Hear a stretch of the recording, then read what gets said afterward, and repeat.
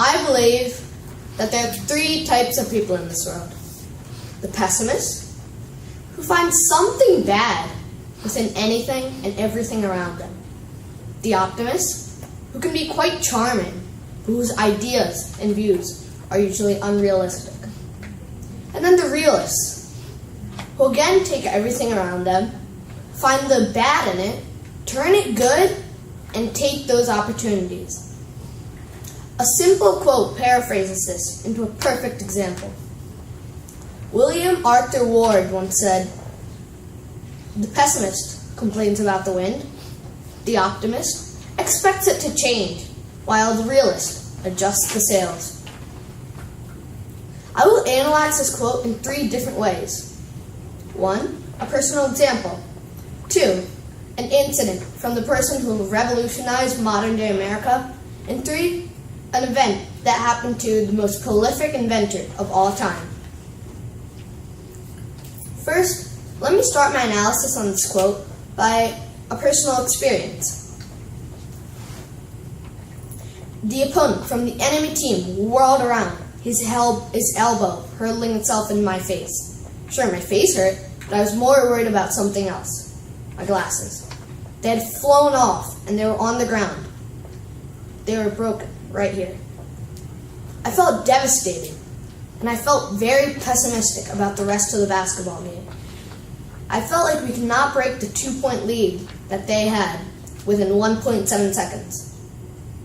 With throwing, though, a teammate yelled my name and threw it to me. I caught it at the 3-point line and took my best shot. As the buzzer rang, it hit the backboard and went in. We had won. I will continue my analysis on that quote by an incident from the person who literally put America on wheels. Henry Ford was, in my opinion, the most important business and entrepreneurial figure of all time. A V8 engine that the general public could afford? It seemed impossible. The first 6 months, nothing happened. The next 6 months, still, nothing that pleased Mr. Ford happened. As every day passed, the engineer's confidence grew that started from day one, stating that the dreamed V8 engine was simply impossible. But the Ford determination was the adjustment of the sails to really catch the wind for the Ford boat to start getting somewhere. When Henry Ford released his new V8 engine in 1932, he had released something that the experts had said was impossible.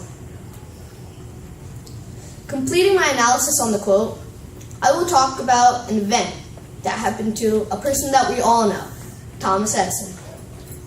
But on December 1914, a blazing fire was happening in West Orange, New Jersey, at the Great Edison Laboratories.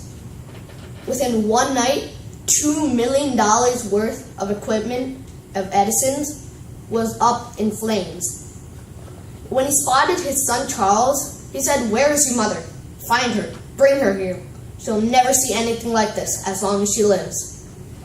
The next day, walking along the charred embers of so many of his hopes and dreams, he said, "There is great value in disaster. All our mistakes are burned up. Thank God we can start anew." That perfectly summarizes the fact that the realists find the good in bad situations, and that no situation is entirely good or entirely bad. While we may not be totally pessimistic, optimistic, or realistic every aspect of our lives, I do tend to lean toward one more than the others. How do you cope when you find yourself about your attitude, about when you don't see the results you expect?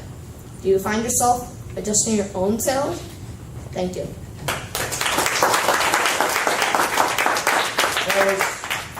4 minutes, 30